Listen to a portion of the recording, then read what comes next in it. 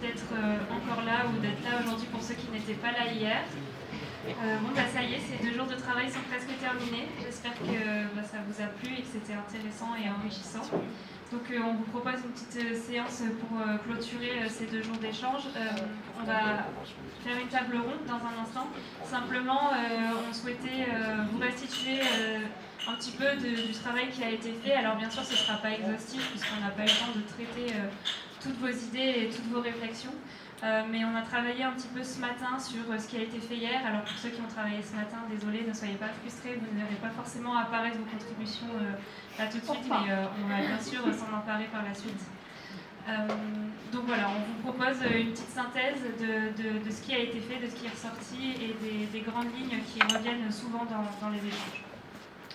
Donc on a choisi de présenter un petit peu des grands axes par thématique. Donc la thématique 1 qui était comment susciter la mobilisation en faveur de la biodiversité. On a identifié un principe clé qui est de rendre plus intime, c'est-à-dire plus familière, plus palpable, plus sensible et plus connecté au quotidien des gens les questions de biodiversité. Et donc pour cela, il faut en tant qu'association ou en tant qu'acteurs qui voulons œuvrer pour la biodiversité et mobiliser pour la biodiversité, re-questionner notre sémantique collectivement pour qu'elle soit plus simple, c'est-à-dire plus accessible au grand public, plus logique et aussi plus optimiste. Il y a vraiment cette dimension d'essayer de ne pas être négatif et de cultiver l'émerveillement. Voilà, donc quelques exemples concrets, ce serait de cibler la sphère publique, c'est-à-dire par exemple des gares, des supermarchés, où on peut vraiment aller au contact du grand public très largement pour organiser des événements conviviaux et ludiques. Donc ensuite, la seconde thématique qui était comment cultiver les complémentarités entre acteurs, toujours avec cet objectif de susciter encore plus de mobilisation pour la biodiversité. Donc ici, le principe clé, c'était d'abord de réussir à se connaître, à se comprendre, c'est-à-dire comprendre les besoins, les missions des uns et des autres, et de se faire confiance pour se coordonner et agir ensemble. Donc ici, la méthode, c'est tout simplement de réussir à dégager du temps et des moyens et des occasions et des lieux pour faire tout ce travail, pour se rencontrer, pour échanger. Donc quelques exemples concrets, il y avait l'idée d'inscrire dans le temps un financement du fonctionnement, encore une fois, c'est-à-dire que pour que les salariés, là notamment, aient le temps de travailler avec d'autres salariés d'autres associations, il faut qu'il y ait un financement de fonctionnement. Et puis il y avait l'idée de développer un outil, par exemple une plateforme ou un annuaire lisible de recensement et de définition des acteurs pour que tout le monde soit bien identifié et qu'on sache qui sont les personnes ressources et avec qui aller échanger. Et là donc ça ne concerne pas seulement les associations mais aussi les institutionnels ou les acteurs privés. Donc ensuite la thématique 3, c'était comment attirer tous les publics à s'engager pour la biodiversité, donc avec cet enjeu de diversité dans le public que l'on mobilise. Donc le principe clé, c'est de faire tomber les peurs, donc à la fois de l'inconnu, de la nature, de l'autre, pour sortir de l'entre-soi, puisque dans les échanges, on s'est rendu compte qu'il y avait des peurs des deux côtés, c'est-à-dire à la fois des personnes qui, par exemple, ne se sentent pas légitimes pour aller dans une association, qui ont peur de ne pas être prises en compte. Et à l'inverse, dans les associations, il peut y avoir des peurs d'avoir un public avec lequel on n'a pas l'habitude d'échanger ou d'avoir un public qui a des idées qui bousculent nos habitudes. Et puis il y a aussi la peur de la nature. Il faut aussi, comme je l'ai dit pour la première thématique, reconnecter un petit peu à cette nature. Voilà, pour réussir à vraiment tous parler avec tout le monde. Donc pour ça, la méthode, c'est de re-questionner sa posture et éviter d'être dans une posture de sachant et une posture descendante en allant à la rencontre des différents publics pour apprendre les uns des autres. Voilà, dans un échange vraiment réciproque et humble et sincère. Donc quelques exemples concrets. Savoir accompagner les jeunes pour la valorisation de leur bénévolat dans le cursus scolaire et professionnel, c'est-à-dire que pour que les jeunes puissent s'impliquer dans les associations, il faut aussi que, comme ils sont déjà très pris par la préparation de leur avenir et par leur scolarité, il faut que ça puisse aussi leur servir dans ce cadre. Et donc il y a déjà des dispositifs qui existent pour ça, mais en tant qu'association, il faut les connaître et il faut savoir accompagner ces personnes-là pour faire valoriser leur expérience bénévole.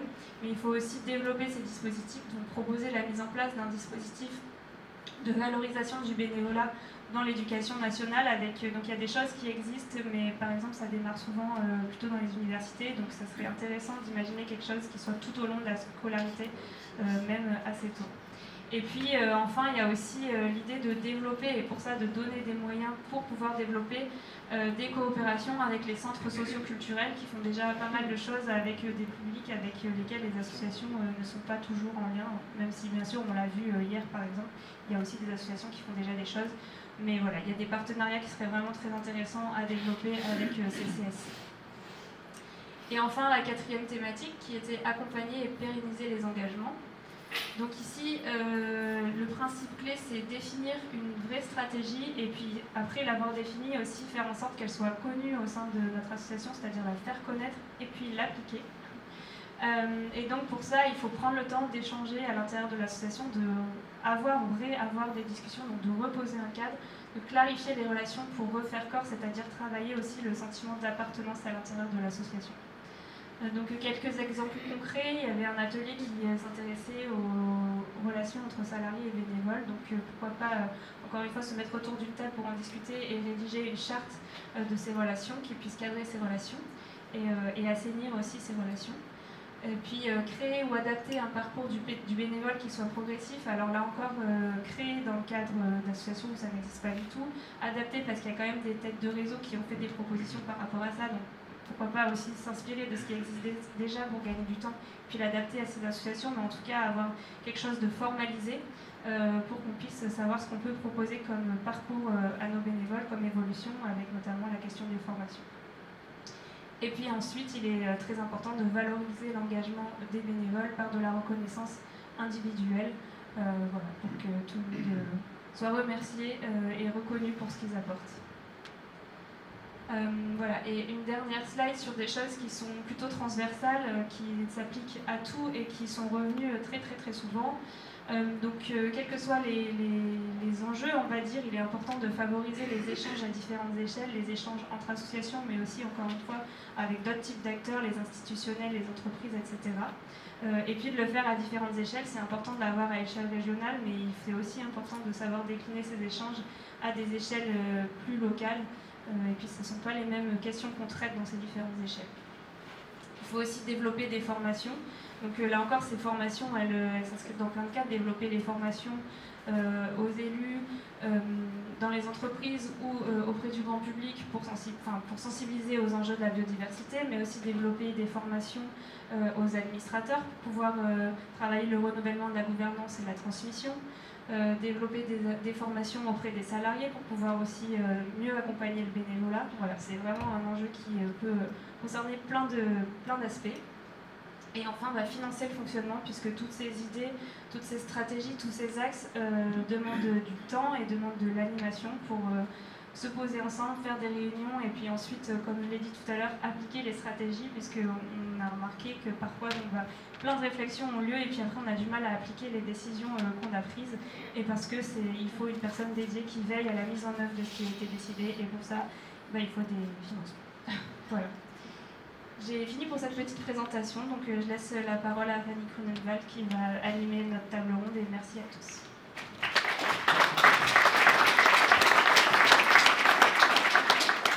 Merci et bravo à Luna et à Solène, la facilitatrice graphique, qui ont quand même réussi à synthétiser en un temps record le fruit de 10 ateliers qui ont eu lieu à peine hier après-midi. Donc bravo et merci.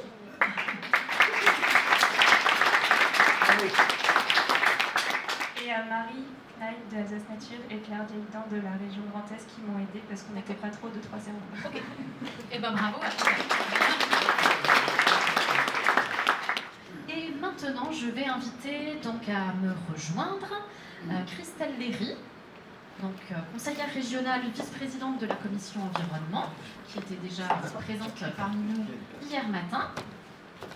Monsieur Marc Offsès, qui était également présent avec nous hier matin, adjoint à la mairie de Strasbourg, en charge de la transformation écologique du territoire. Monsieur Alain Salvi. Alain Salvi, vous êtes membre du Conseil économique, social et environnemental régional, de son petit nom le Césaire. Merci. Maurice Vince, vous, Maurice Vince, président de France Nature Environnement Grand Est. Et enfin, Frédéric Deck, président du Conservatoire d'Espaces Naturels d'Alsace. Merci d'être parmi nous. Alors on va zoomer lors de cette table ronde sur deux grands sujets qu'on va prendre dans l'ordre. Pour le dernier temps, donc on va passer un petit peu de temps sur chacun de ces deux grands sujets, et ensuite on pourra aussi prendre des questions dans le public. On va essayer de terminer à 16h. Donc voilà, on va démarrer sans trop tarder. Je prends place également. Alors le premier thème qu'on va explorer ensemble, c'est celui de l'équilibre entre les coopérations à l'échelle régionale et le respect des spécificités de chaque territoire.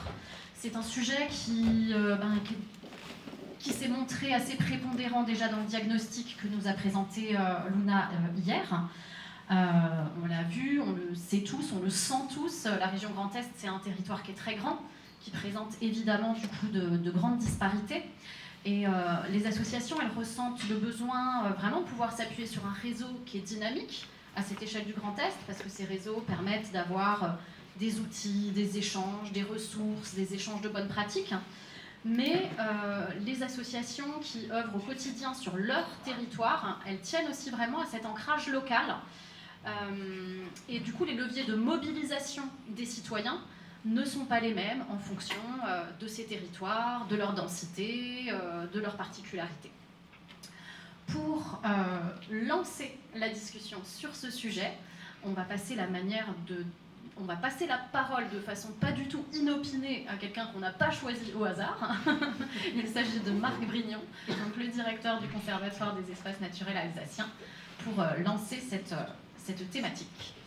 Oui, Fanny, en complément de ce que tu viens d'évoquer, et puis Luna l'a bien reprécisé dans l'état des lieux, il y a la plupart des associations qui agissent à une échelle locale, et ce sont les plus nombreuses. Quand on dit local, il s'agit de communes, parfois d'intercommunalités. C'est vraiment elles qui structurent le maillage du territoire, c'est elles qui sont ancrées localement, et c'est primordial puisque ça permet de rester au contact de nos concitoyens. C'est eux-mêmes qui les animent, et c'est une réponse qui est très adaptée, qui est très fine par rapport aux enjeux liés au territoire. Les bénévoles eux aussi, et ça a été dit hier, ont besoin de contact. Le bénévolat, c'est de l'humain, quoi. Hein. Et c'est également à ces échelles-là que se jouent les dynamiques bénévoles associatives. Et pour autant, on agit là à l'échelle d'une région Grand Est, et on a bien identifié le besoin de mise en relation, de structuration, d'élaboration de stratégie. Et on sent que la question des têtes de réseau, des animations de réseau sont, incontournables, quoi, hein. Donc voilà, en complément de ce que tu évoquais, il y a la question donc, de l'ancrage local, de l'horizontal, on va dire, et puis le lien avec une structuration plus verticale, stratégique, avec des instances de dialogue là aussi, et ces éléments-là qui ont émergé. Très bien, merci Marc pour ces précisions. Alors avant de vous passer la parole pour réagir et nous donner les uns et les autres votre opinion par rapport à comment on pourrait articuler ces deux dimensions, j'ai oublié en introduction d'excuser l'État qui n'a pas pu être représenté aujourd'hui pour cause de réserve en période préélectorale. Voilà, donc je me tourne vers vous en premier. Est-ce qu'on a un micro supplémentaire à faire tourner entre les participants? Merci. Donc je me tourne vers vous en premier, Madame Léry, pour que vous puissiez nous donner votre sentiment par rapport à l'articulation de ces deux dimensions entre la grande région et l'ancrage territorial très local. Alors je vais partir par l'ancrage territorial, parce qu'effectivement je suis présidente de 3 réserves régionales, et je vois bien que les bénévoles qui sont sur ces sites, c'est ceux qui connaissent le mieux leur territoire, les acteurs du territoire. Et puis, ils peuvent être là présents tous les jours, voir comment se se compose en fait cette réserve, est-ce qu'il y a des problématiques ou autres, et ils peuvent faire remonter aussi tout ça auprès du Seine Alsace et un peu plus haut. Donc effectivement, c'est un avantage d'avoir des bénévoles locaux, donc, qui connaissent très bien le territoire, et puis qui font aussi tout un réseau d'acteurs, parce que la région a besoin de ce réseau d'acteurs en fait par rapport à des données scientifiques, ODONAT ou autres. Donc, et puis il y a aussi des échanges de bonnes pratiques, parce qu'on voit bien que la problématique des plantes invasives, c'est pas juste en Alsace, hein, on a également le cas en Champagne, Ardennes, etc. Et donc c'est aussi ces échanges qui permettent de travailler le réseau. Quelqu'un va essayer cette pratique-là, est-ce que ça peut aussi fonctionner sur un autre territoire? C'est aussi ça en fait l'avantage de mettre en place un réseau Grand Est. Parce qu'on ne se rend pas forcément compte, mais tout seul sur notre petit territoire, on n'a pas forcément une solution. Alors que quelqu'un qui est en Champagne-Ardenne a déjà peut-être testé quelque chose qui peut être utile pour l'Alsace, ou inversement. Et après, il y a aussi chaque territoire est différent. Je veux dire, le territoire près du Rhin n'est pas la même typicité qu'un territoire en Champagne-Ardenne où on retrouve de la craie, par exemple. Donc effectivement, c'est toutes ces pratiques-là qui peuvent être intéressantes pour le réseau. Et après, on a aussi mis en place une plateforme au niveau de la région, la plateforme biodiversité, où là, on met sur cette plateforme toutes les petites initiatives locales pour que le citoyen lambda puisse voir ce qui se passe sur son territoire et pourquoi pas participer également à ce type d'action. Merci. Monsieur Absès. Alors à l'échelle de l'Eurométropole, évidemment, nous, on est tout à fait conscients de l'ancrage territorial et de l'importance du tissu associatif, de l'action des bénévoles, en termes d'apport, d'ancrage, de partage des données et de mobilisation citoyenne autour de ces questions. On rejoint la nécessité de travailler avec tout le monde. On a essayé depuis 2020 de financer le fonctionnement de la mise en réseau, parce que c'est ça qui, moi je relève ça, c'est qu'effectivement on peut parler de mise en réseau, mais il faut permettre le travail que suppose la mise en réseau. Alors on l'a fait en particulier sur l'éducation à l'environnement à travers un financement d'un poste à SIN, qui permet effectivement et qui montre au bout de 3 ans toute la richesse du réseau des acteurs de l'éducation à l'environnement. Alors c'est pas forcément les acteurs de la biodiversité, hein. On est d'accord, on est vraiment sur la thématique de l'éducation à la nature et à l'environnement, mais on voit bien que l'Eurométropole n'aurait pas pu faire ce travail. Parce qu'on parlait de confiance, parce qu'il faut de la connaissance, parce qu'il faut, et que c'est très spécifique comme travail, et on perçoit au bout de 3 ans que de financer ce poste basé dans une structure qui a vocation, dont le projet associatif, c'est la vocation de former le réseau, de former ces acteurs, d'élever le niveau de professionnalisme des éducateurs, des acteurs de l'éducation à l'environnement, de s'adresser vers d'autres et d'essaimer vers le monde de l'éducation nationale. Enfin, tout ce travail extrêmement important sur la thématique de l'éducation à l'environnement, eh bien on en voit maintenant la richesse. Et c'est foisonnant. Alors, ça veut dire que quand on investit, quand la collectivité investit sur un travail comme ça, c'est riche. Parce que du coup, on se rend compte de ce que recèle le territoire comme richesse, alors que si on ne l'avait pas fait, on s'adresserait toujours aux mêmes. Voilà.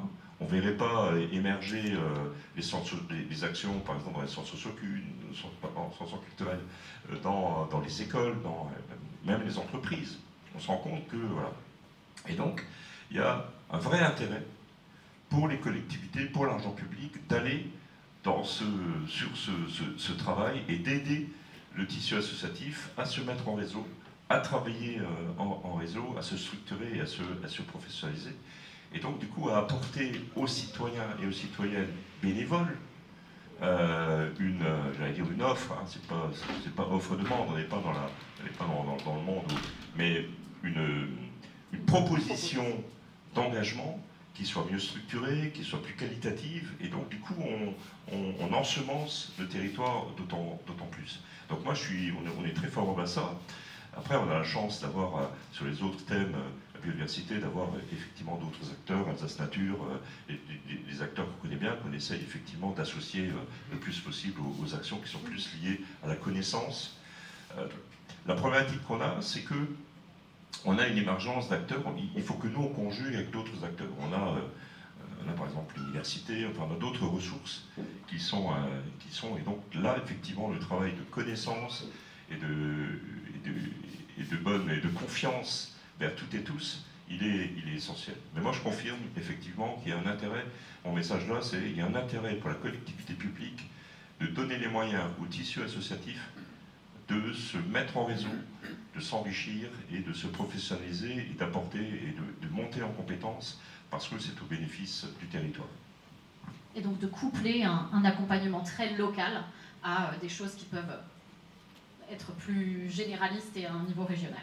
Et la contribution financière de la collectivité, en l'occurrence, elle est assez lambda. Quand on voit les budgets, je veux dire, c'est pas non plus, c'est pas le financement du poste à Signe qui a coulé le budget de l'EMS, quoi. Enfin, voilà, on est bien d'accord. On va en parler tout à l'heure de ces questions de financement.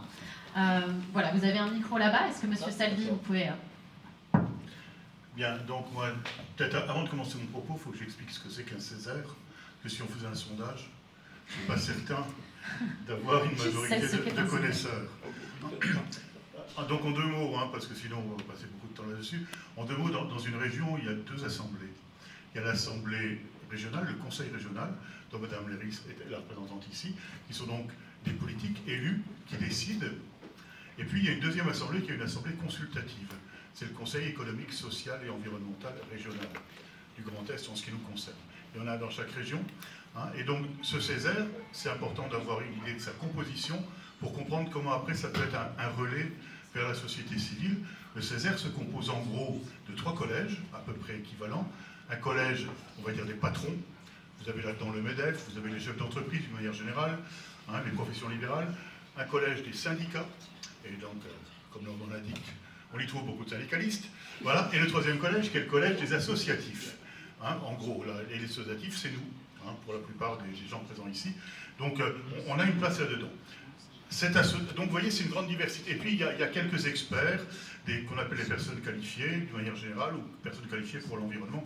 Bon, voilà, il y a une géométrie un petit peu. Tout ça, pour le Grand Est, c'est 180 personnes. Aucun pouvoir de décision, mais un devoir, celui d'examiner chacune des politiques présentées par la collectivité régionale, par le conseil régional, d'émettre un avis sur le budget, sur les grandes orientations, etc. Cet avis, après, la collectivité régionale en fait ce qu'elle en veut. C'est un avis de la société civile, si vous voulez.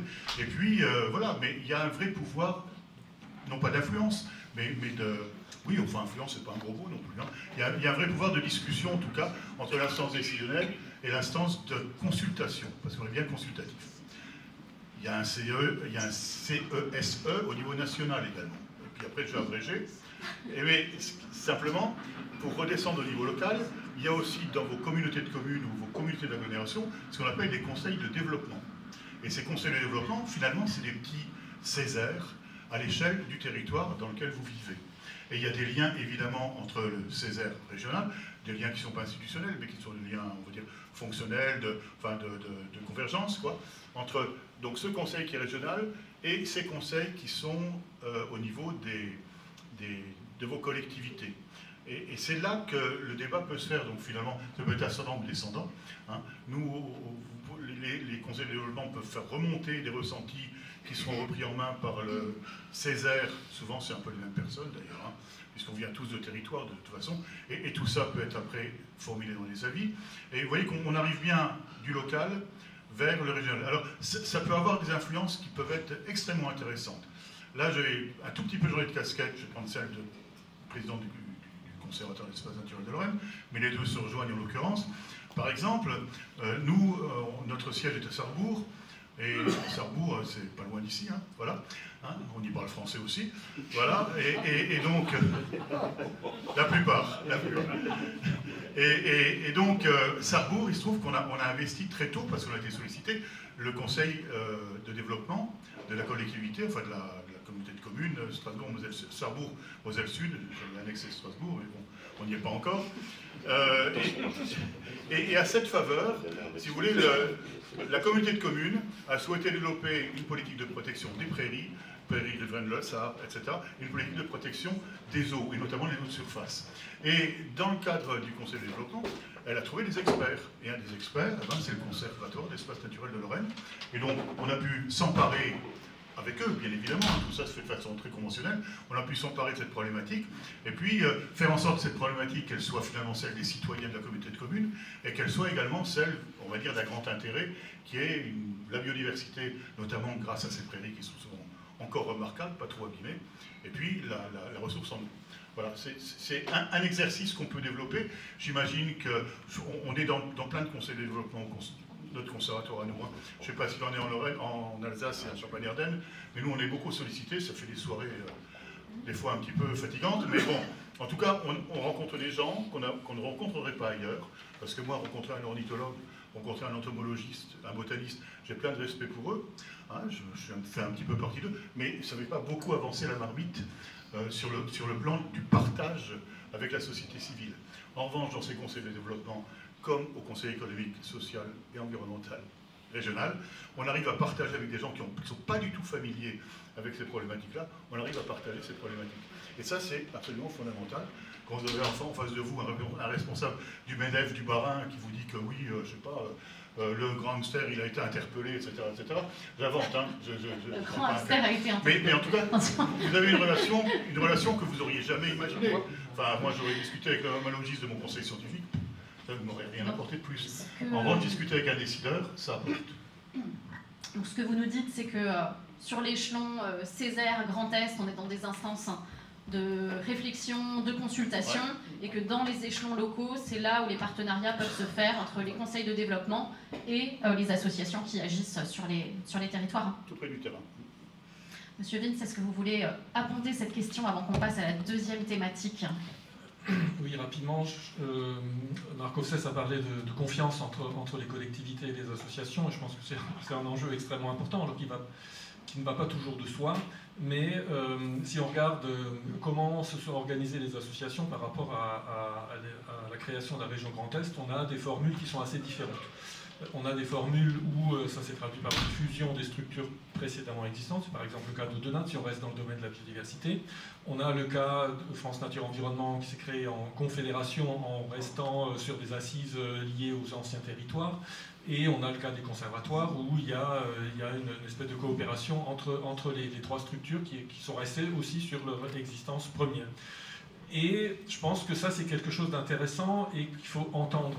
C'est-à-dire que les associations, elles vont s'adapter à une modification institutionnelle, par exemple, en fonction de leurs histoires propres, en fonction de leur vécu, en fonction aussi de leur forme d'organisation, de leur interaction avec les partenaires qu'elles ont connus.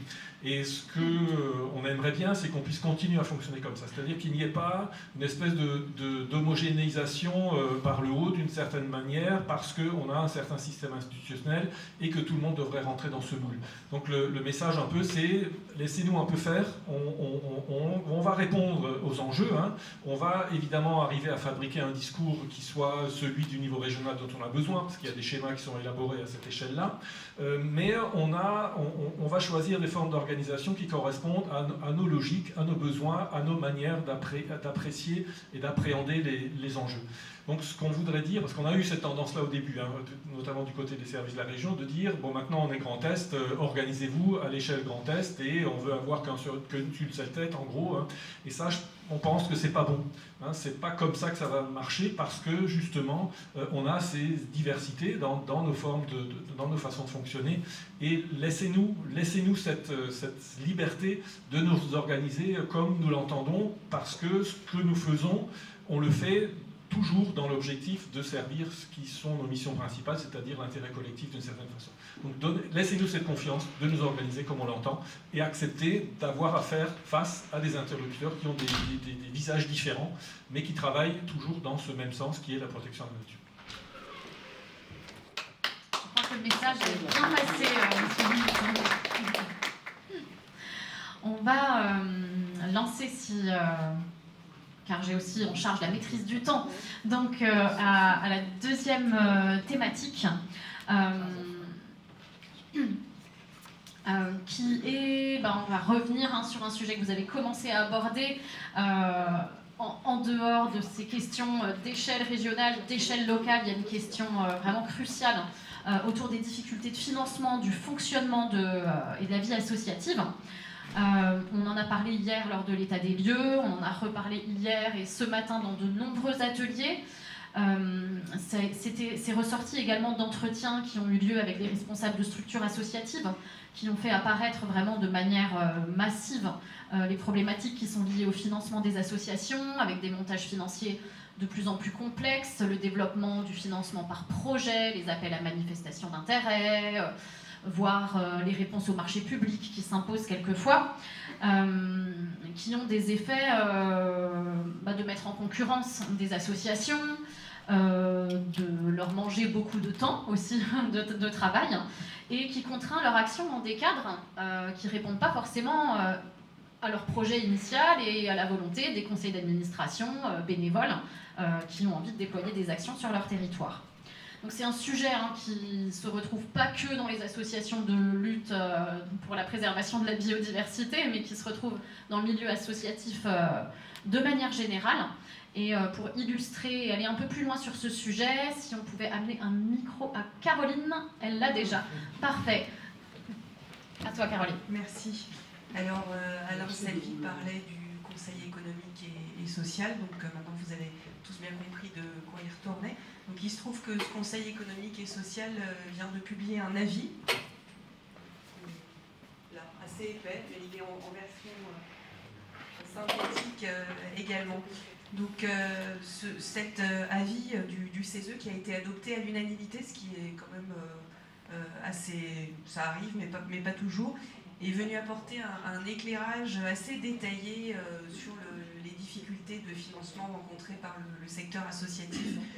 Donc l'avis établit un diagnostic éclairant, une baisse significative des aides publiques dans les budgets des associations, la quasi-disparition des subventions de fonctionnement, ça a été dit plusieurs fois depuis hier, au profit des appels à projets, les appels à manifestation d'intérêt et aussi des marchés publics avec un modèle qui se rapproche de plus en plus de la commande publique. Donc je vais vous lire un extrait du courrier que le mouvement associatif a adressé au Premier ministre Gabriel Attal en parallèle de cet avis du Conseil économique et social. Depuis plus de 20 ans, de nombreuses études mettent en lumière les mutations en cours des modèles socio-économiques des associations. Au cours de ces 2 dernières décennies, la part des subventions publiques dans le budget global des associations est passée de 34% à moins de 20%, tandis que les marchés publics et la participation des bénéficiaires ont augmenté pour compenser cette baisse. Ainsi, la nature même des subventions a évolué, adoptant une approche descendante d'appel à projets plutôt qu'un soutien à des initiatives s'inscrivant dans l'intérêt général. De manière générale, la part des activités économiques des associations est passée de 49% en 2005 à 65% en 2020, reflétant à la fois le pragmatisme des associations et le manque d'ambition des partenaires publics en matière de développement associatif. Ces changements entraînent des conséquences sur les modèles associatifs, poussant les acteurs vers une concurrence au détriment de la coopération. Fin de citation. À cela s'ajoutent des coupes budgétaires dont vous avez entendu parler. Il y en a eu plusieurs ces derniers temps, annoncées dans de nombreux secteurs où se développent les associations, comme l'écologie, l'aide au développement, la cohésion des territoires, la solidarité, l'insertion, le sport, la culture, je ne vais pas tous les citer. Ces évolutions ont aussi un impact sur l'évaluation de l'utilisation des fonds publics, qui se fait de plus en plus sur des critères quantitatifs et de moins en moins sur des critères qualitatifs, ce qui amène à invisibiliser l'apport indispensable des associations à l'intérêt général. Pour résumer, les associations aimeraient être soutenues pour ce qu'elles sont et pas uniquement pour ce qu'elles font. Et comment ne pas évoquer notre très grande inquiétude, là aujourd'hui, face au risque de voir arriver le Rassemblement national au pouvoir, ce qui est une réelle menace pour l'action associative et citoyenne. Merci, Caroline.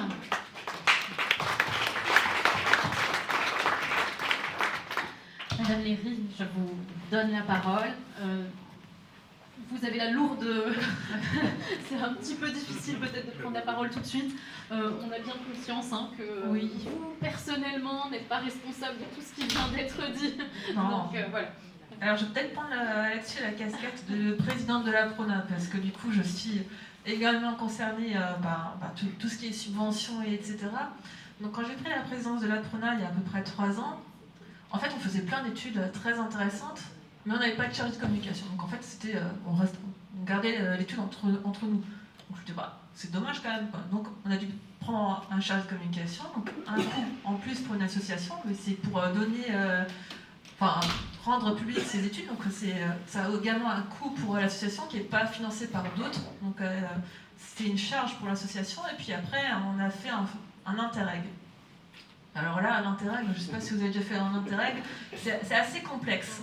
Donc effectivement, vous faites la partie études, et puis après, à un moment donné, arrivent les marchés publics. Et puis au sein de votre association, vous n'avez pas forcément un spécialiste des marchés publics, et puis j'ai pu le voir dans d'autres structures, et il suffit d'une erreur sur votre marché public, et alors là, vous perdez une bonne partie de ce financement européen, parce qu'il faut quand même dire que c'est un financement européen.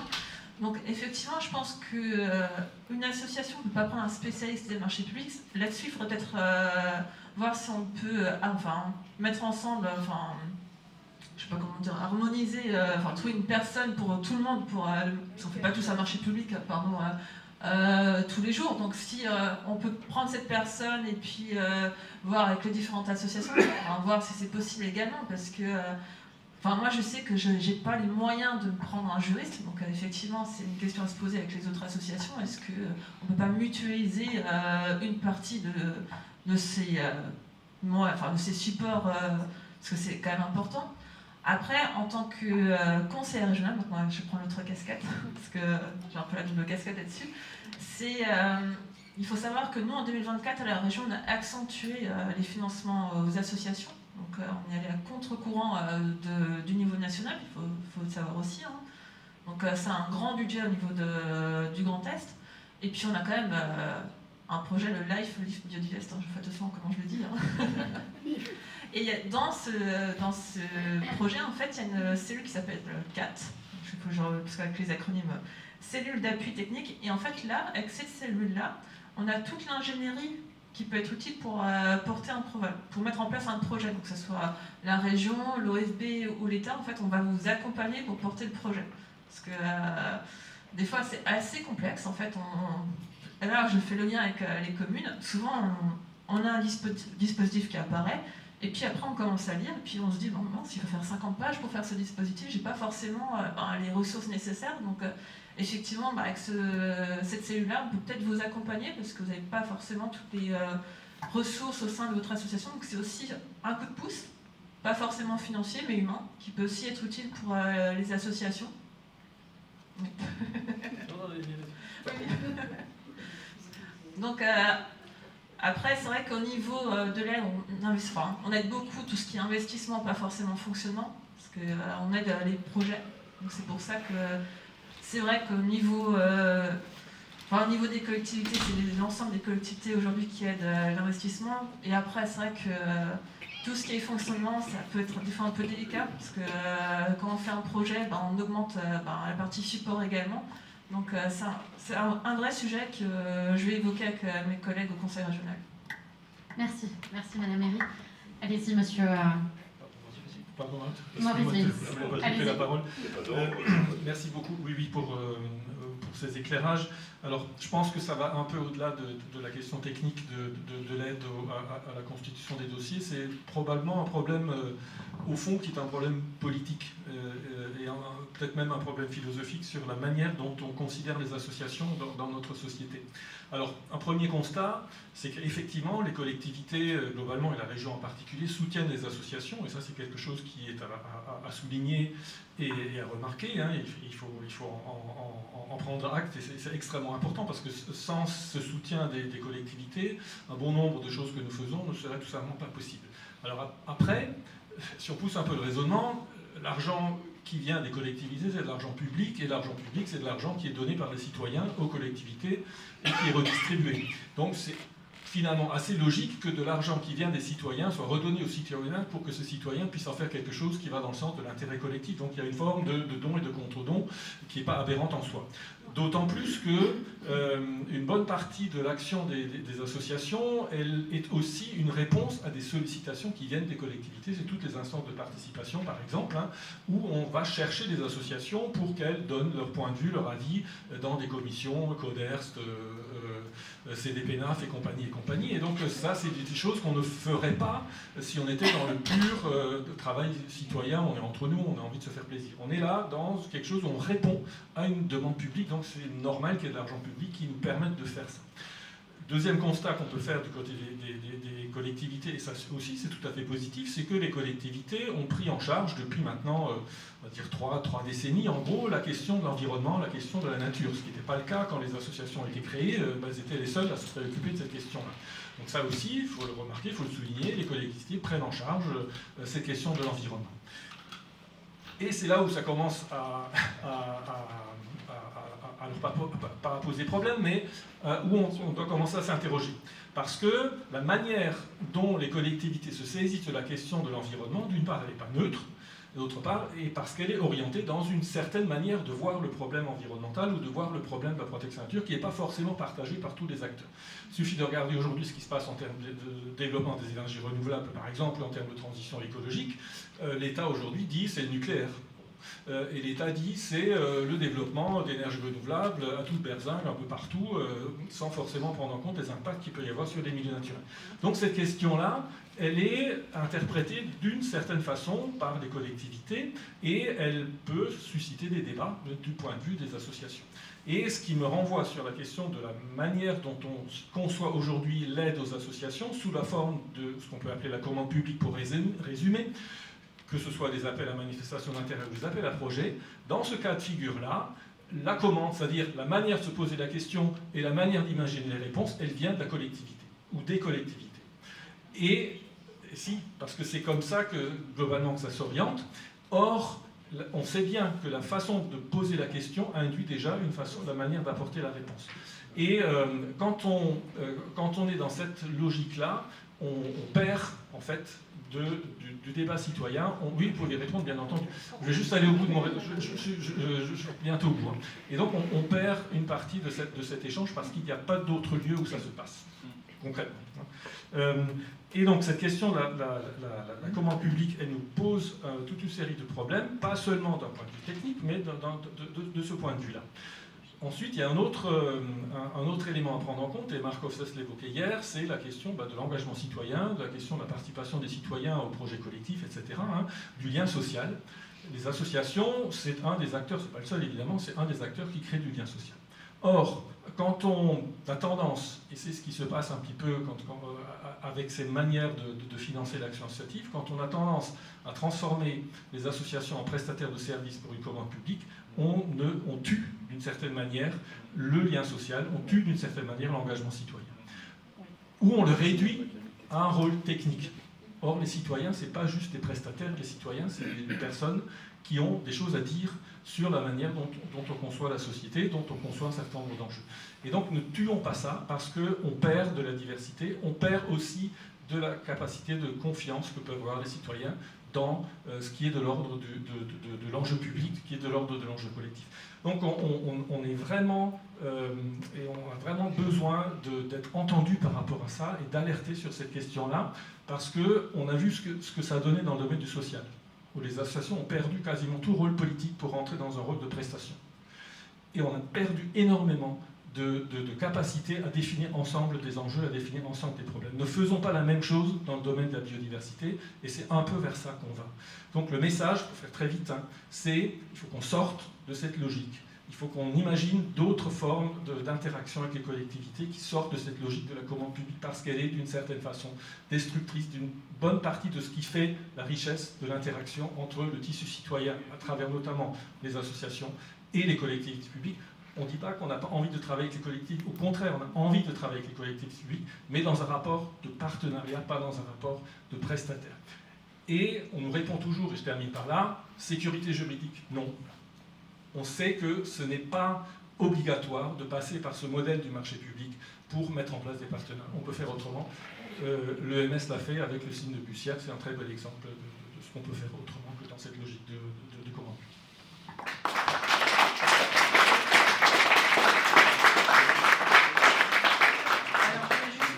Faire une petite précision, quand je parle de marché public, c'est dans le cadre des financements européens.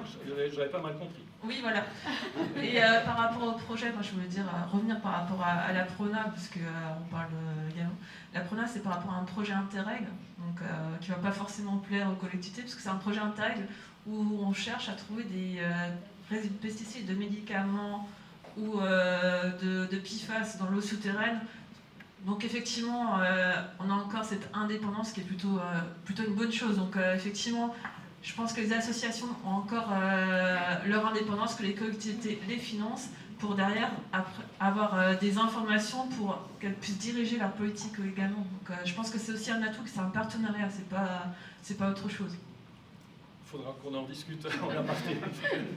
On va vous repasser la parole parce que a été évoqué, vous avez déjà commencé à en parler tout à l'heure, une expérience que vous avez, un exemple de mise en œuvre justement d'un partenariat qui ne relève pas de la commande publique, mais d'un partenariat qui s'est fait dans le dialogue parce que vous avez des objectifs partagés.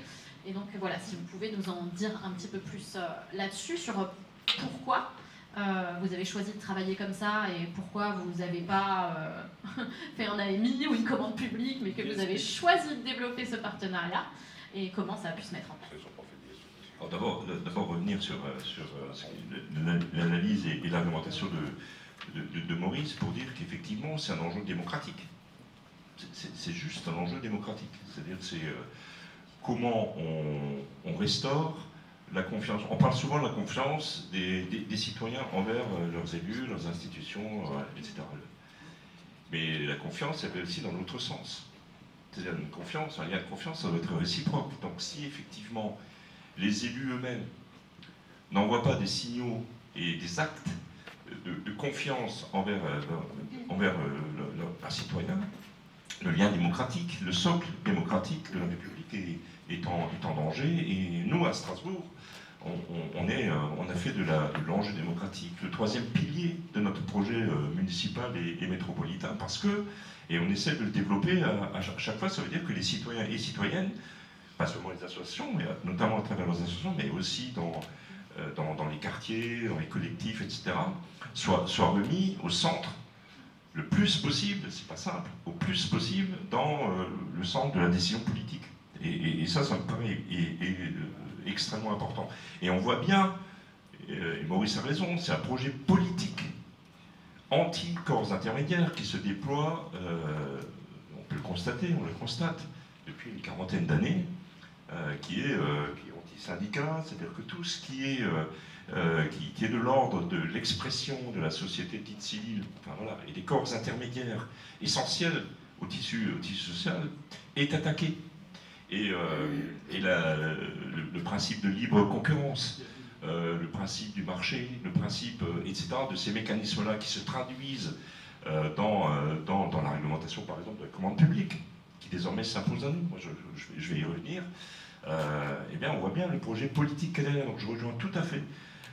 Et nous, à Strasbourg, on en est très conscients de ça, sur l'analyse proposée par Maurice.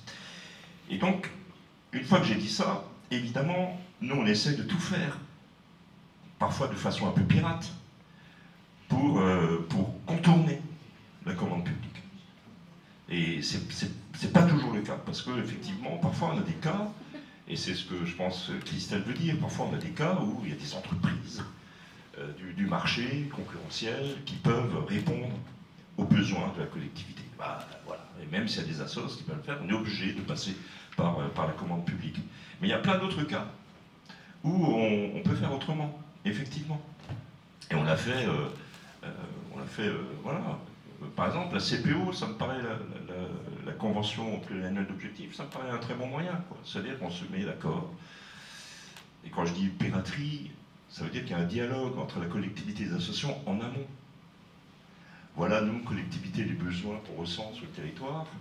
est-ce que ça correspond à votre projet associatif? Mais oui, bien sûr, ça peut rentrer dans le projet associatif. Et donc, il y a un dialogue de confiance qui doit s'instaurer entre la collectivité, la sphère publique et le tissu associatif pour que, au final, on puisse s'accorder sur un partenariat qui ensuite va se traduire par une CPO, une convention pluriannuelle d'objectifs qui présente pour nous l'avantage à la fois d'être très... voilà, d'afficher un partenariat, de reconnaître le fait associatif et le fait que voilà, les projets de la collectivité et les projets associatifs se rejoignent quelque part, en tout ou partie, hein, mais en tout cas, voilà, sur un certain nombre d'objets, et reconnaissent qu'il faut y mettre des moyens, et assurent ces moyens dans la durée, pluriannuelle. Voilà. Donc ça donne une sécurité un peu pour tout le monde, à la fois pour la collectivité et évidemment pour les associations. Et ça, on l'a essayé à Strasbourg de le multiplier, pas seulement sur le domaine biodiversité, nature, éducation, environnement, mais aussi dans les domaines sportifs, socio-éducatifs, etc. Et je crois pouvoir dire que je ne me reconnais pas dans le rapport du Césaire. En tout cas, pour ce qui est de la ville de Strasbourg et de l'EMS, je crois pouvoir dire que nous avons augmenté les budgets. Nous avons augmenté les budgets, notamment dans le domaine social, des solidarités, parce que là, effectivement, les besoins explosent. Et voilà. Et donc, je pense que, voilà. Après, il y a une autre façon aussi d'aider les associations, c'est de leur faciliter matériellement les choses. On va peut-être enfin résoudre à Strasbourg la question du siège des associations. Enfin, peut-être. Pour donner aux associations, tête de réseau à Strasbourg, enfin des locaux qui soient à la hauteur minimale de leurs besoins, quoi, pour bien faire leur boulot, quoi. Donc on va essayer de le faire. Je touche du bois, voilà. J'espère qu'ici, la fin du mandat, on aura... Vous voyez, il y a d'autres façons d'aider le travail associatif, c'est de leur mettre, je ne parle même pas du signe de Bussière ou du zoo de l'Orangerie. Alors juste le zoo de l'Orangerie, c'est un AMI. Hein, voilà. Donc on en parle. Voilà, hein, donc il arrive aussi à des associations de répondre à des AMI, hein, quand ça les intéresse fortement, on oublie les... mais voilà, peut-être que... parce qu'il y a eu des privés qui se sont... il y a eu des propositions privées hein, sur le zoo de l'Orangerie, je dis juste. Il y a la délibération qui va passer lundi matin. Je veux dire, derrière la préfète, attention, hein, derrière la préfète, elle va peut-être se dire, elle va examiner la façon dont... Je pense pas, mais voilà, quand on dit commande publique, nous, la collectivité, c'est aussi passer, et je finirai par là, passer par les fourches codines, entre les fourches codines du contrôle, de l'égalité, de nos délibérations. Quoi. Voilà, c'est ça la réalité des collectivités. Voilà. Merci. C'est intéressant de savoir qu'un dialogue en amont de la signature d'une CPO constitue un acte de piraterie. Donc c'est vraiment c'est intéressant. Je le verrai dorénavant sous un autre angle.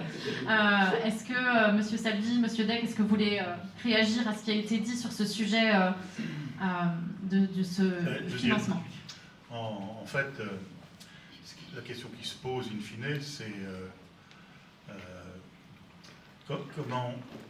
comment les associations trouvent des sources de financement propres qui leur permettent de s'exonérer de la commande publique, qui peut être tout à fait honorable, hein, et à laquelle on peut répondre aussi dans le même temps. Quoi, hein. Et la question, c'est ça, quoi, où trouver les ressources propres pour effectivement garantir une indépendance totale d'action. Voilà. Enfin, je ne sais pas si... Nous, en Lorraine, on n'a pas trouvé, hein, mais je pense que Frédéric a des pistes. Non. Donc je vais lui passer le micro. Non, j'ai pas forcément de pistes, mais c'est nos concitoyennes et concitoyens qui sont notre grande force. Donc, d'abord parce qu'ils sont appelés, peuvent être appelés à devenir bénévoles dans nos structures, mais aussi donateurs, adhérents. On a, nous, au Conservatoire des sites alsaciens, au Sénatas, bénéficié d'un legs qui nous a permis d'acheter notre siège social. Tu parlais de siège social, qui nous garantit quand même, bon c'est un coût aussi, hein, mais ce qui nous garantit quand même une certaine indépendance financière vis-à-vis de la commande publique. Et je voulais rebondir sur ce qu'a dit Maurice en disant que notre philosophie historique, on va dire, et de ne pas répondre à des marchés publics. Pour multitude de raisons, alors soit techniques, parce que ça a des conséquences fiscales, soit déontologiques, parce que c'est pas notre façon de voir les choses, quoi. Donc simplement préciser ça aussi devant cette assemblée. Voilà, moi je vais m'arrêter là, hein. Je suis moins bavard que mes collègues. Eh ben, je vais en rajouter une couche, si vous me permettez. Vous pouvez rajouter une couche qui dure à peu près 4 minutes. Ça me suffira largement. Alors, par rapport à ce que disait Anna Salvi sur la part d'autofinancement des associations, évidemment que c'est un enjeu super important. Après, on a un modèle, nous, qu'on a essayé d'imiter, c'est le modèle de nos associations amies allemandes, notamment le BUND, Bund für Umwelt und Naturschutz Deutschland, qui est une association à peu près équivalente à Alsace Nature, et qui a 99% d'autofinancement, c'est-à-dire ce sont des dons et des cotisations. Alors ça se traduit par une activité qui s'est développée spécifiquement d'aller chercher des donateurs, de porte-à-porte et des choses comme ça. Donc c'est toute une organisation aussi, c'est pas simple. Alors ça leur donne évidemment une très grande indépendance par rapport aux collectivités. Mais ça les met aussi dans une situation où le rapport avec les collectivités est un peu plus distant. Alors il peut y avoir du positif et du négatif. Nous, on n'a pas envie de supprimer complètement les partenariats, parce que quand on est dans partenariat, j'entends, je ne parle pas de commande publique, partenariat, parce que quand on est dans une logique de partenariat, quand l'un bouge, l'autre bouge aussi nécessairement, puisque c'est un jeu à deux. Et dans ces cas-là, on peut aussi faire évoluer les collectivités dans un certain sens, parce qu'on est dans une relation de dialogue permanent avec les collectivités. Et ça, c'est une richesse, je pense, pour la manière de définir l'intérêt collectif. Donc on est en recherche d'autofinancement, une part plus importante d'autofinancement, mais on souhaite garder aussi ce contact régulier avec les collectivités, parce qu'encore une fois, ça peut être une vraie richesse, mais pour que ce soit une richesse, il faut que ce soit un partenariat qui se place à un niveau politique, avec des rencontres régulières, et ce n'est pas juste des rencontres où on distribue de l'argent.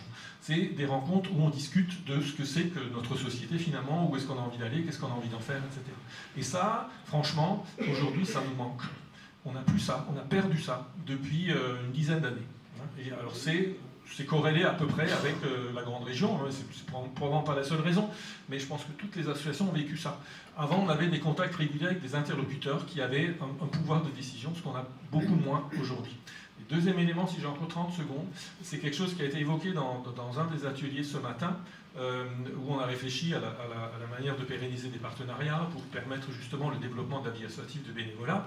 Et évidemment, il y a le partenariat public, mais il y a aussi le partenariat privé. Et on s'est rendu compte de façon un peu paradoxale que peut-être ce qu'on a perdu du côté du public, c'est-à-dire la capacité à faire remonter des projets d'initiative associative et d'aller chercher des financements auprès des collectivités qui nous laissent faire ce qu'on a envie de faire, on va peut-être le retrouver dans le cadre de partenariats avec des privés. Alors que c'est pas complètement paradoxal et contre-intuitif, avec des entreprises, en cherchant du mécénat d'entreprise, où c'est le projet associatif qui est au centre et l'entreprise finance ou finance pas. Alors qu'avec les collectivités, on est dans un rapport descendant. C'est complètement contre-intuitif, donc il faut vraiment qu'on sorte de là. Et voilà, encore une fois, le message, c'est ne tuons pas cette volonté d'engagement qui existe dans la société, y compris dans les jeunes générations. Ne tuons pas cette volonté d'engagement en faisant des citoyens, des prestataires et des consommateurs. On vaut plus que ça, et les collectivités ont aussi intérêt à travailler avec des partenaires adultes et pas avec des gens qui se mettent au rang de prestataires, c'est-à-dire en infériorité d'une certaine manière par rapport à ça. Bravo. Une dernière intervention Oui, de votre part, et puis on passera la parole au public, histoire que vous puissiez poser des questions aussi, s'il vous plaît. Oui, je voulais juste nuancer par rapport au dialogue avec les collectivités, parce qu'effectivement, au niveau de la région, quand on a un projet, en fait, on met en place un groupe de travail, et Alsace Nature notamment, ou le Seine Alsace, on vous intègre dans ces réunions de travail pour vraiment travailler le sujet avec tous les acteurs concernés, pour vraiment que toutes les personnes concernées par le projet puissent donner leurs idées pour qu'on puisse après les faire mettre dans nos projets et qu'on travaille tous ensemble. Ça, c'est aussi un des atouts de notre travail, il faut aussi le dire. On vous met également dans tous les projets, on regarde pour les réserves, on regarde également avec vous. Donc On travaille vraiment à vos côtés, c'est pas juste une phase descendante comme vous le dites, mais c'est vraiment un travail de partenariat. Enfin, moi je le ressens comme ça au niveau alsacien. Alors peut-être que dans le reste de la région c'est autrement, mais je sais qu'au niveau alsacien je suis assez investie, je vais dans vos CA, que ce soit à l'Ariena ou dans les réserves, donc c'est vraiment quelque chose que ça me tient à cœur, donc j'ai du mal à entendre dire qu'on ne travaille pas en partenariat, ça vraiment j'ai du mal. Je m'excuse, mais voilà, je vais quand même le dire. Il faut que ce soit contagieux, madame. Générationnel. Contagieux avec vos collègues. Bon, en tout cas, voilà. Il y a eu droit de réponse, on va dire. Alors, Pierre a un micro et il peut se promener parmi vous et prendre vos questions.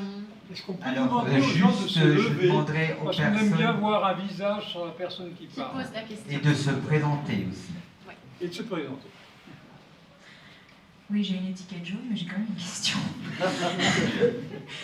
Alors, voilà, donc je voudrais rebondir un petit peu sur ce qui s'est été dit sur la commande publique. C'est vrai que quand les associations créent quelque chose, des compétences, notamment par exemple pour la protection de la biodiversité, c'est quand même venu des associations, historiquement. Et bien sûr, il y a des entreprises qui vont faire le même job. En fait, il y a un moment, ils se disent « Waouh, il y a des besoins, on va créer du business là-dessus. » Bien sûr, c'est automatique. Mais est-ce une raison pour leur laisser leur place et les favoriser avec une commande publique? Et ce que je voulais aussi dire, c'est que les justificatifs de demande de subvention sont de pire en pire. On nous demande de plus en plus de préciser les choses, le nombre de personnes qui viennent à nos animations. Enfin, ça devient très très compliqué de justifier nos actions. Donc voilà, je voulais rebondir là-dessus. Pourquoi on ne fait pas confiance aux associations en fait seulement? Voilà.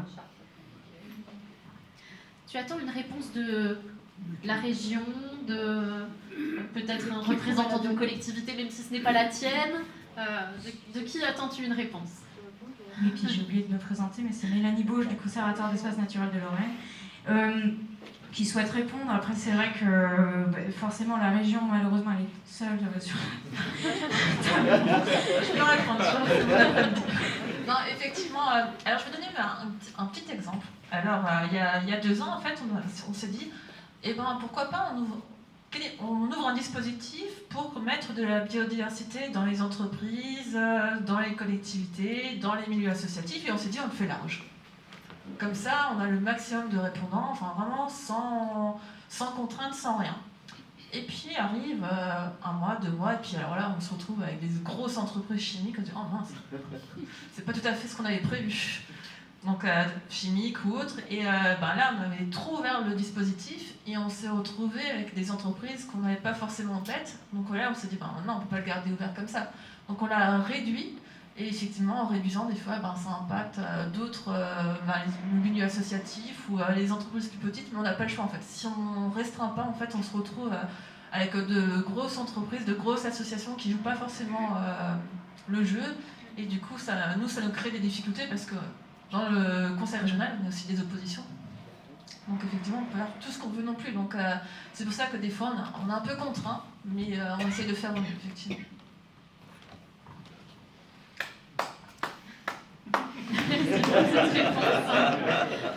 Oui, je suis le seul à applaudir Christelle, mais je dois dire que depuis qu'elle est à la région Grand Est, les choses ont changé.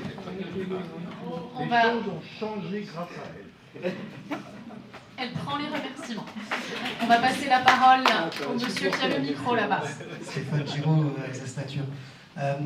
Je voudrais peut-être juste un tout petit peu témoigner de ces 2 jours. Alors déjà, vous l'avez dit, Madame Léry, toutes les régions n'ont pas un live, donc on peut souligner aussi qu'on a un live, qu'il y a des acteurs. Un LIF, on a un truc dans le Grand Est qui s'appelle Biodive. Non, et les acteurs qui se sont mobilisés sur ces 2 jours, je pense, témoignent de l'intérêt de ça aussi.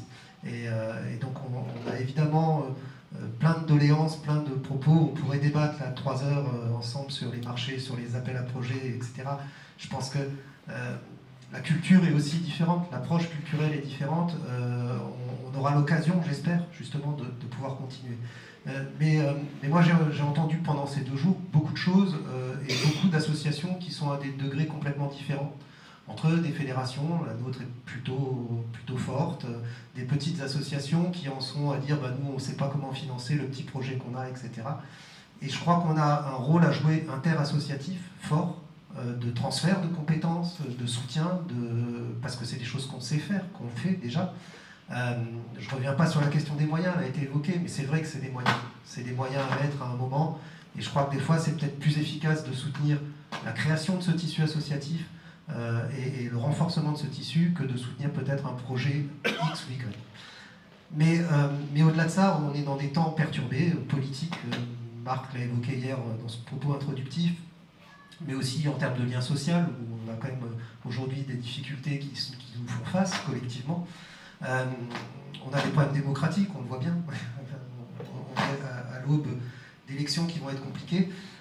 Et j'aimerais pas qu'on reparte d'ici en se disant finalement, parce que je pense sincèrement que tous ceux qui sont dans cette pièce ici, on suit tous le même objectif. On ne regarde pas du même endroit, on ne regarde pas avec les mêmes cartes de jeu, mais on suit tous le même objectif. Et j'aimerais pas qu'on reparte en se disant, bon bah voilà, ça a été une xème fois où on s'est finalement un peu affronté sur la question des marchés publics, des appels à projets, pas des appels à projets, c'est descendant, c'est pas descendant.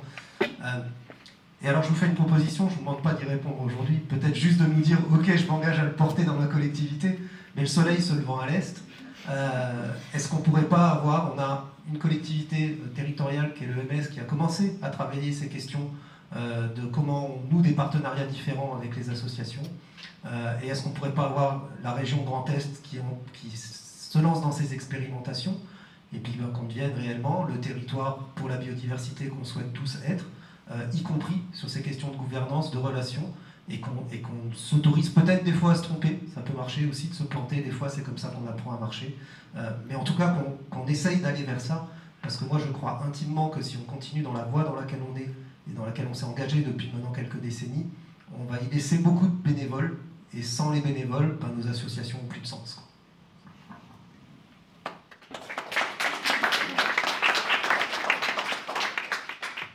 Étant issu du milieu associatif tout d'abord, je suis tout à fait d'accord avec vous. Et je vous propose de travailler ensemble pour voir comment on peut mettre ça en place au niveau de la région. Donc faire une réunion de travail, un groupe de travail pour qu'on puisse s'engager tous ensemble pour aller vers un meilleur tissu associatif dans le Grand Est. Donc je m'engage à ça. Merci beaucoup. Ça rejoint une des pistes qui est sortie aussi dans l'atelier de ce matin, où voilà, on se disait, est-ce qu'on peut expérimenter ce genre de choses donc, Pardon, je vais encore prendre 2 secondes la parole.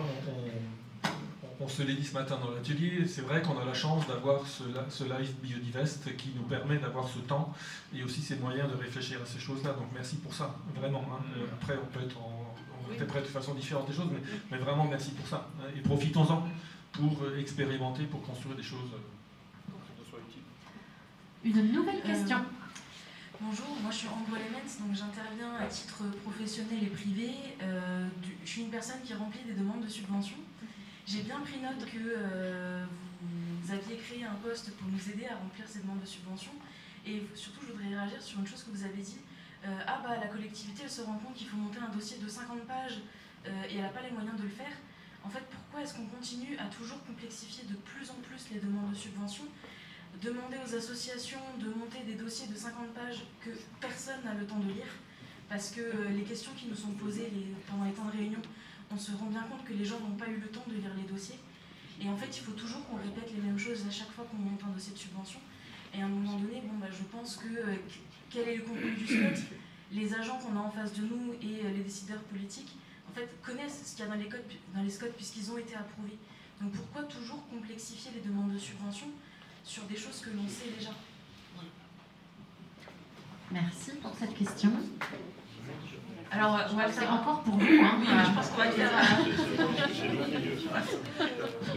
On va le faire à 2 voix. Moi, je vais le faire par rapport aux collectivités parce que je suis adjointe au maire dans une commune rurale.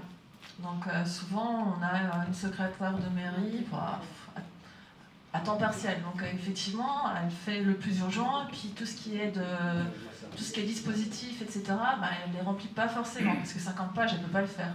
Donc moi, je me suis battue au niveau de la région et d'ailleurs, on a fait une plénière sur la ruralité pour simplifier en fait tous ces dispositifs pour le monde rural. Et là, une des actions, c'est juste un dispositif recto verso avec une délibération, un devis pour les petites communes, pour les accompagner comme ça. Donc effectivement, on essaie d'aller vers une simplification Parce que c'est vrai que pour les petites communes ou les petites associations, ça devient vite compliqué, donc ça on en est conscient. Mais après, comme Marc va compléter, on a d'autres problèmes réglementaires et du coup ça peut être parfois compliqué. Ouais, ça rejoint ce que je disais tout à l'heure sur le système politique qui nous contraint. Je veux dire, voilà, qui est effectivement complexifier le travail associatif, c'est complexifier le travail du corps intermédiaire, et donc c'est le fragiliser. Voilà, ça c'est le contexte politique général. Et ce qui fait qu'effectivement, on est soumis, nous aussi, à des modalités de contrôle de l'usage de l'argent public. Voilà, l'argent public est de plus en plus encadré, Chambre régionale des comptes, voilà, l'État, l'Europe. Je ne dis même pas, par exemple, on a fait le constat récemment sur le Conseil énergétique, qui est organisé, donc les points de rénovation énergétique, enfin tout ce qui tirera sur les, comment ça s'appelle, ma prime rénov et tout ça, quoi. Je veux dire, on demande aux gens de faire de l'Excel, quoi. Mais précisément, parce que derrière, le dispositif de financement de ce travail de conseil en particulier sur la rénovation énergétique est financé par les C2E, donc les certificats d'économie d'énergie, qui eux-mêmes doivent être justifiés par des factures de travaux faits. Donc, je veux dire, on est nous-mêmes, collectivités, confrontés à une complexité administrative qui est une surenchère. Et donc, le moindre qu'on puisse faire, et Christelle l'a dit, nous aussi, à l'échelle de Montagne, c'est qu'au moins, nos dispositifs soient les plus simples, ceux que nous créons, soient les plus accessibles, les plus compréhensibles, et demandent le moins possible de travail administratif à nos partenaires. Mais c'est malheureusement, et je cite là le dispositif du Conseil en rénovation énergétique, parce que ça me paraît, moi, dans mon expérience d'élu, celui que j'ai... après, il y a ceux de l'éducation nationale aussi, qui ne sont pas... mais franchement, voilà. Et parce que, effectivement, on nous demande de plus en plus de justifier l'usage de l'argent public. Ce qui est une forme... C'est qui on? Bah, on, l'État, l'État du système, l'Europe, vous verrez, sur l'IF, pour justifier, je ne parle même pas d'Interreg, Interreg, on l'a dit, ça a été dit, il y a une pièce qui manque, c'est tout un pan du financement qui peut tomber, quoi, avec des délais de remise de pièces et tout ça, et même nos services en souffrent aussi quand on est sur des projets Interreg que nous portons. Est-ce que vous avez... Non, mais c'est pas à moi de poser les questions. Pardon. On va poser... Il y avait quelqu'un d'autre tout au fond là-bas qui voulait... Ah, encore deux autres questions, je crois, qui sont en attente. Benoît Vasmer, LPO Alsace. J'abonde totalement dans le sens de Maurice Vince par rapport à l'histoire de la représentation. On a une crise de la représentation en France, quels que soient les domaines. Il y a des causes et on les connaît pertinemment. Et il ne faut pas que ce qui vient d'être évoqué, par derrière, soit un système de détricotage qui agit depuis l'après-guerre. Par ailleurs, pour les politiques, ce que je vais dire, c'est peut-être difficile à comprendre, mais il y a quand même des politiques en Alsace qui partagent mon point de vue aussi. Quand on a créé la collectivité d'Alsace, ça voulait dire aussi que du côté des politiques, tout le monde ne partageait pas le Grand Est. Et donc, je veux simplement rappeler que dans l'histoire naturelle et dans l'histoire des hommes, il y a les deux rives du Rhin, et que de mon côté à moi, de mon point de vue, il serait totalement pertinent, et il eût été pertinent de développer cet échange au-delà des deux rives, plutôt que d'aller vers le Grand Est et vers Paris. Voilà, c'est tout ce que j'avais. Bravo. C'était pas une question, mais je suis pas tout à fait d'accord, parce que nous, avec la projet Interreg avec l'Allemagne, la Suisse, je suis présidente de l'OGAR, donc c'est un groupe de travail franco-allemand pour le souterrain, parce que le souterrain n'est pas juste alsacienne. Donc effectivement, on travaille beaucoup avec nos confrères allemands, donc non, il n'y a aucun souci par rapport à du travail franco-allemand. Oui. Je vais juste rajouter un truc, c'est que écologiquement parlant, il y a une réalité derrière, c'est le Rhin. Et en fait, quand on est allé vers la région Grand Est, aujourd'hui, vous avez appelé à plus de réseaux et de têtes de réseau à l'échelle de cette grande région. Mais en fait, c'est un fonctionnement politique artificiel qui n'est pas du tout en phase avec la réalité écologique. C'est ça ce que je voulais rappeler aussi. C'est-à-dire qu'on partage quelque chose en commun avec nos voisins, mais on partage beaucoup moins de choses avec mes amis lorrains, sans qui je serais très malheureux. Par ailleurs, je veux dire, il y a une réalité écologique Il y a les forêts rhénanes qui sont des deux côtés des rives du Rhin. L'eau, c'est une problématique qui est interrégionale, donc c'est normal de travailler avec eux. Comme il serait aussi normal de régler des problèmes qui continuent à perdurer avec nos amis des Pays-Bas, qui continuent à récupérer des trucs que nous, on bazarde dans le Rhin depuis longtemps. Donc c'est juste rappeler qu'il y a une réalité écologique très forte dans le fossé rhénan, et que s'expatrier au-delà des Vosges, ça devient compliqué. Oui, bien. Non. Juste sur ça, je rejoins. Moi, je suis un ancien du parc des Vosges du Nord. Le parc des Vosges du Nord. Et j'ai tiré de cette expérience du parc des Vosges du Nord, qui à l'époque était sur 2 départements, 2 régions, fort heureusement un État, mais qui a aussi eu sa dimension transfrontalière avec le Naturpark Pfälzerwald. Parce que c'est basé, c'était un exemple où les structures institutionnelles, territoriales, étatiques ou autres, collectivités, ne peuvent pas être calées. On ne trouvera jamais la structure idéale qui permettra de répondre à tout. Donc moi je plaide pour la variabilité administrative. Voilà. En fonction, et vous avez tout à fait raison quand vous dites que le Rhin, effectivement, appelle peut-être une organisation inter-institution, interétatique ou inter-région, etc., propre pour aborder les questions que pose le fonctionnement écologique du Rhin et de son bassin. Et c'est vrai pour la forêt du massif vosgien, ou n'importe. Donc il y a cette gesticulation qu'il faut que nous nous habituions à faire, qui est de dire, ben voilà, on a une problématique, intéressons-nous à une problématique naturelle, et puis vous êtes plutôt naturaliste, et donc vous savez qu'effectivement un cours d'eau ne s'arrête pas aux limites d'une commune, ou d'une intercommunauté, ou d'un département, ou d'une région. Et que si on veut aborder la problématique de la gestion de ce cours d'eau, de sa qualité naturaliste, eh bien il va falloir qu'on rassemble autour de cette problématique les divers partenaires institutionnels, étatiques, Europe, etc., qui viennent, qui peuvent y contribuer à cette solution. Donc moi je plaide pour la gymnastique institutionnelle en fonction des problèmes. On a encore le temps de prendre une dernière question, hein, je crois. T'en as 2 encore? Encore 2 questions. Grégory Bayotto, représentant associatif et en même temps du coup entreprise aussi engagée dans l'accompagnement des organisations. J'aimerais remercier vraiment déjà tous les échanges, tout le monde pour les échanges qu'il y a pu avoir et d'avoir ouvert le débat du biorégionalisme, c'est comme ça qu'on appelle ça. Pour le coup, moi en fait, mon apport sera peut-être une demande d'ouverture et peut-être d'engagement aussi supplémentaire, comme ça a été proposé dans le fait du dialogue avec les associations.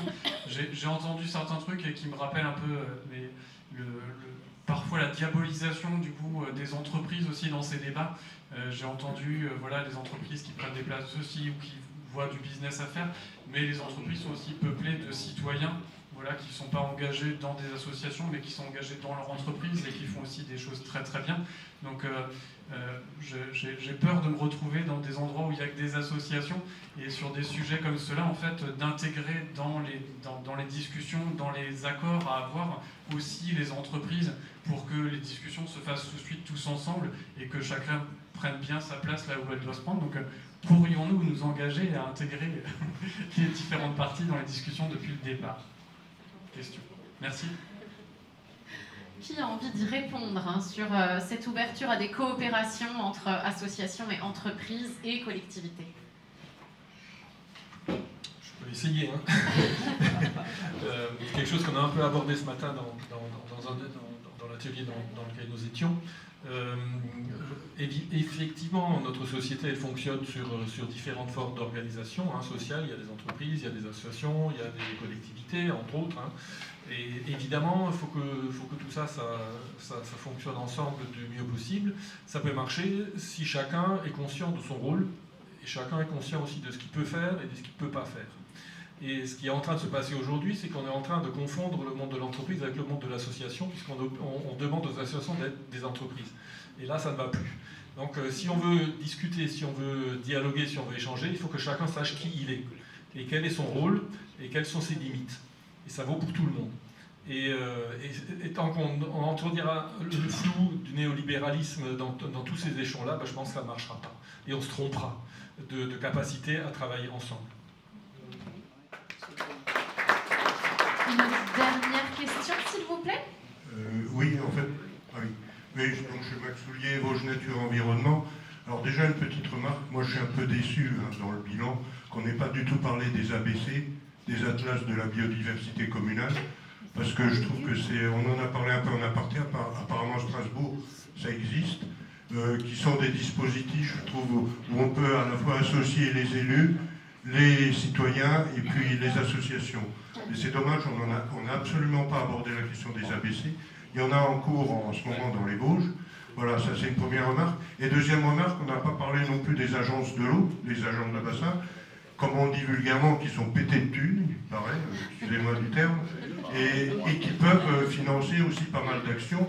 Moi j'ai été surpris de la relative facilité à avoir de l'argent par les agences de l'eau, et on a vraiment l'impression qu'ils ont plein d'argent. Voilà. Alors, du coup, c'est moi qui vais vous répondre parce que dans les 2 ateliers que j'ai animés hier et aujourd'hui, il en a été question. On a parlé de ces sujets, donc c'est vrai que c'est peut-être pas ressorti dans les moments en plénière, mais en tout cas, ça a bien été abordé. Je crois qu'on arrive au bout du temps. Est-ce qu'on prend encore l'une ou l'autre question, Marc, ou vous deviez aussi partir Ok. Du coup, avant de passer le micro à Monsieur Deck pour le mot de la fin, oui, c'est vous qui avez le mot de la fin, je voulais juste rappeler, vous dire que si vous ressentez un peu de frustration parce que vous avez l'impression qu'on n'est pas allé au bout de certains sujets, aujourd'hui c'était un début, il faut rappeler que tout ça visait à se dire ensemble qu'est-ce qu'on peut faire pour les années à venir. Vous avez été amenés lors des ateliers à donner vos envies de poursuivre la réflexion, donc vous serez amenés peut-être à continuer ces réflexions, à mettre en œuvre certaines choses. Donc voilà, aujourd'hui ce n'était qu'un début. Merci à toutes et à tous d'y avoir participé. Et je donne la parole à Frédéric Deck pour le mot de la fin. Très rapidement, simplement pour remercier les différents partenaires qui ont participé à ces 2 jours de travail, qui sont effectivement 2 jours de début. Pas forcément de début, mais enfin de début. D'abord, mes homologues présidents des Seine-Lorraine et Champagne-Ardenne. Alors, Lorraine, il est juste là, Champagne-Ardenne, il est au fond de la salle. Et Maurice Ministre pour France Nature Environnement Grand Est, le mouvement associatif, j'ai cru voir Caroline, l'Université de Strasbourg, la structure qui nous accueille, donc Kaléidoscope, l'Union Européenne, bien sûr, puisque c'est un lieu, il ne faut pas l'oublier, l'OFB qui malheureusement n'est pas là pour des devoirs de réserve, la région, l'agence de l'eau, la ville de Strasbourg, et j'en oublie certainement. Remercier aussi l'équipe organisatrice de nos collègues salariés, Luna qui est là-bas, qui a été un peu en charge de l'organisation de ces 2 jours, Mélanie bien sûr, mais également Laurine et Pierre Verman. Vernin. Et l'ensemble des bénévoles, et notamment ceux qui ont animé les ateliers de ces 2 jours, et l'ensemble des participants qui ont contribué à l'organisation de ces 2 jours. Alors, ces contributions nourriront la stratégie qui sera présentée en décembre, puis mise en œuvre à partir de 2025, en tout cas c'est notre souhait. Avant, ça va être un peu compliqué quand même, pour une question de délai. Et nous vous invitons à poursuivre vos réflexions et à poursuivre votre participation à l'ensemble des événements que nous organiserons encore en 2024. Merci à toutes et à tous. Et voilà, je vous repasse la parole. Eh bien, merci et bon retour chez vous.